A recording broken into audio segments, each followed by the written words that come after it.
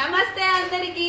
ఇప్పటి నుండి మనకి నవరాత్రులు స్టార్ట్ అవుతాయి కదా. మన రాయలసీమలో దుర్గమ్మని చాలా ఘనంగా చేస్తారు. 9 రోజులు చాలా 9 రకాలుగా అలంకరించి, అలాగే ఇక్కడ తెలంగాణలో వచ్చేసి బతుకమ్మ 9 రోజులు చాలా ఘనంగా చేస్తారు.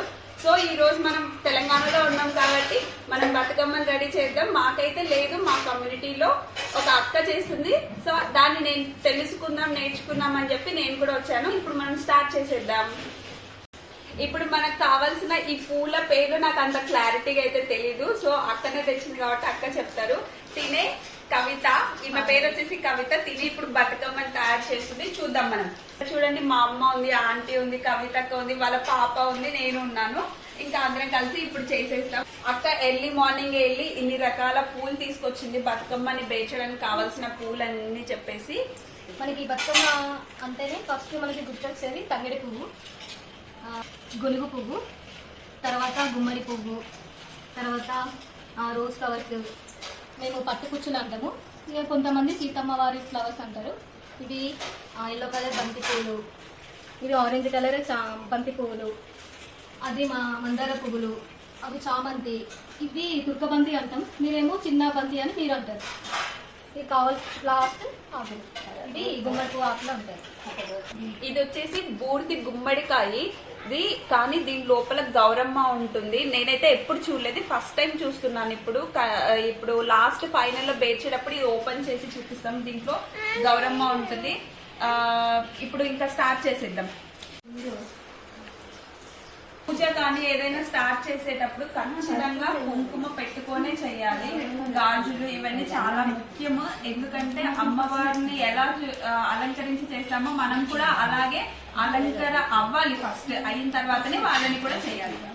చెంబు పెట్టాలి. కింద ఫస్ట్ వాటర్ పోసి కొంచెం పసుపు కుంకుమ పెట్టి దానిపైన ప్లేట్ పెట్టాలి.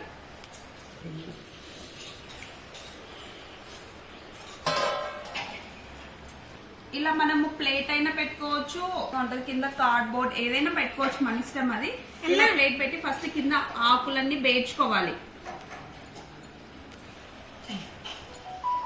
నిండుగా బాగా ఆకులన్నీ బేట్ చేస్తే బాగుంటుంది. కింద స్టాండ్ గా బాగా నుంచుంటాయి పూలు అన్ని. ఇలా ఎక్స్ట్రా ఆకులు వచ్చినవన్నీ రౌండ్ గా ఉండడానికి ఇలా తుంపేసుకోవాలి. అప్పుడే బాగా నీట్ గా అమ్మవారు బాగా అందంగా కనిపిస్తారు.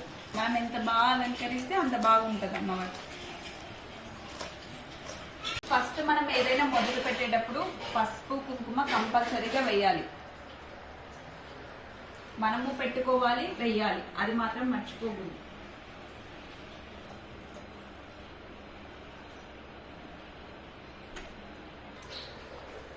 అసలు చూడడానికి ఎంత కళ్ళు సరిపోవనేలాగా ఉంది. ఎంతో ముచ్చటగా ఉన్నాయి పూలన్నీ, చాలా కలర్ఫుల్ గా ఉన్నాయి.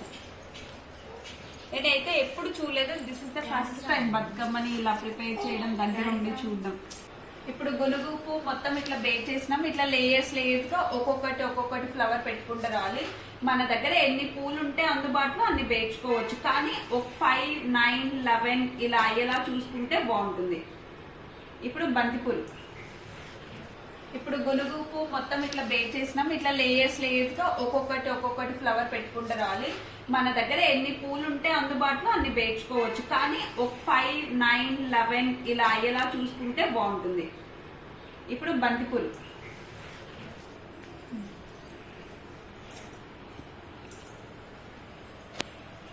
మనం ఫ్లవర్స్ తెచ్చుకునేటప్పుడే ఇలా చూసుకొని ఒక సైజు ఉన్నవి ఏరుకుంటే బాగుంటది. ఎందుకంటే ఇక్కడ బేర్చేటప్పుడు కొంచెం ఈజీగా ఉంటది, హెచ్చు తగ్గులు రాకుండా. ఇప్పుడు బంతి పూలు కూడా అయిపోయినాయి. దీని మధ్యలో కొంచెం ఆకు పెట్టుకుంటే కొంచెం హైట్ వస్తుంది. మనకి ఇంటి దగ్గర అందుబాటులో ఉన్న చెట్లు ఉంటాయి కదా, ఏవో ఒక చెట్లు, వాటి ఆకులన్నీ తెంపేసుకొని చుట్టుకొని ఇట్లా మధ్యలో వేసేసుకుంటే సరిపోతుంది.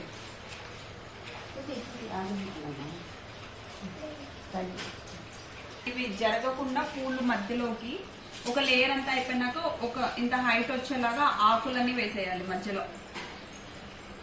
మళ్ళీ దానిపైన ఇంకొక లేయర్ పెట్టుకుంటూ వచ్చేయాలి. ఈ పూల పేర్లు వచ్చేసి సీతమ్మ వారి కుచ్చుళ్ళు. మేమైతే కోడి జుట్టు పూలు కూడా అంటాము. ఒక్కొక్క సైడ్ ఒక్కొక్కలాగా అంటారులేండి. ఈ పూల పేర్లు మీ సైడ్ ఏమంటారో చూసే వాళ్ళు నాకు కామెంట్ చేసి చెప్పండి. ఇప్పుడు ఇది లేయర్స్ గా బేక్ చేద్దాం.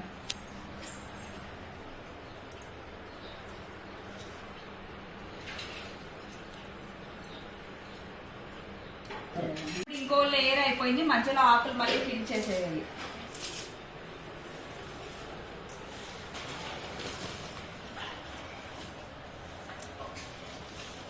ఇప్పుడు ఇంకా ఆరెంజ్ బంతిపూలు.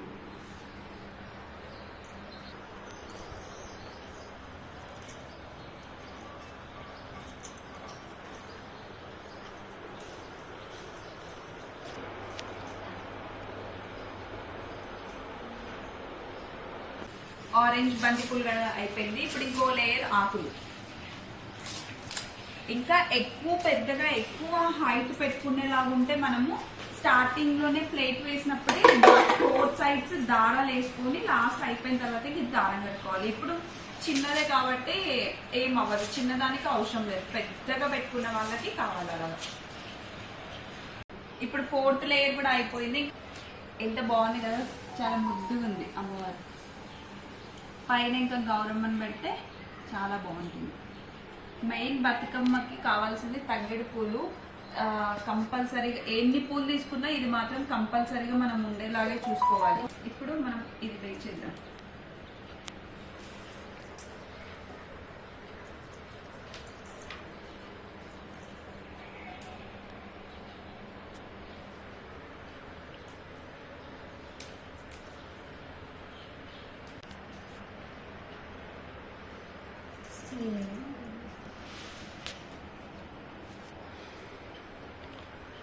నెక్స్ట్ అవి పెడతాము.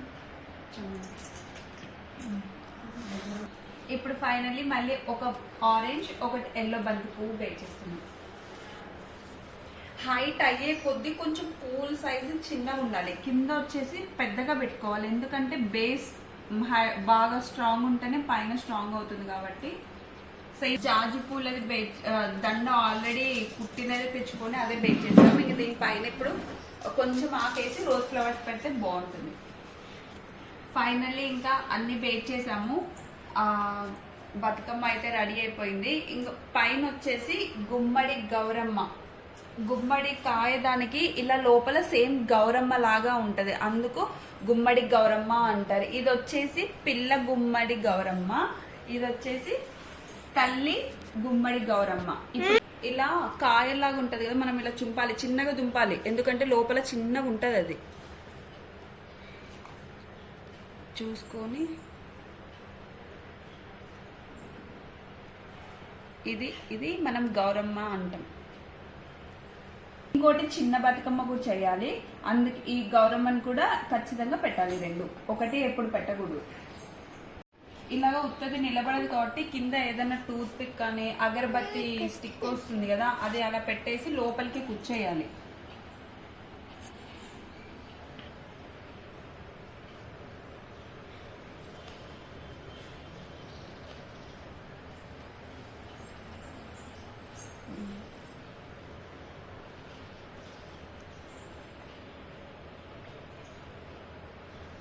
లోపలికి కుచ్చేస్తే అలా మధ్యలో బాగా గౌరమ్మ కూర్చుంటుంది. ఇది ఫైనల్లీ బతుకమ్మ రెడీ అయిపోయింది.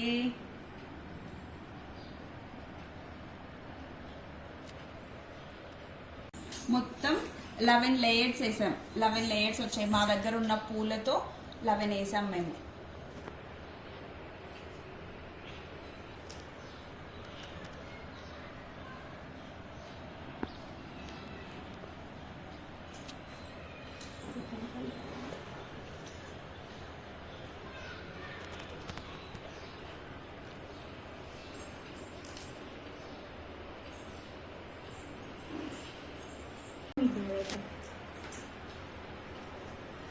గౌరమ్మని పెట్టాం కాబట్టి పసుపు కుంకుమ కొంచెం వేయాలి. స్టార్టింగ్ మనం పూజ మొదలు పెట్టేటప్పుడు వేయాలి, గౌరమ్మని పెట్టిన తర్వాత కూడా పసుపు కుంకుమ వేయాలి.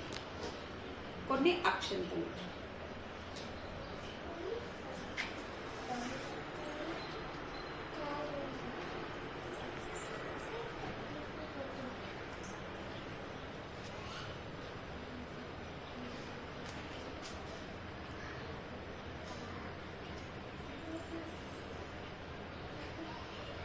బయట పెట్టి బతుకమ్మ ఆడతాం కదా, అప్పుడు మనం తీసుకెళ్లి మన వీధిలో ఎవరైతే పెట్టుకుంటామో వాళ్ళందరం బతుకమ్మ ఆడొచ్చు. ఇప్పుడు మన ప్రస్తుతానికి దేవుడి గుట్లో పెట్టేద్దాం.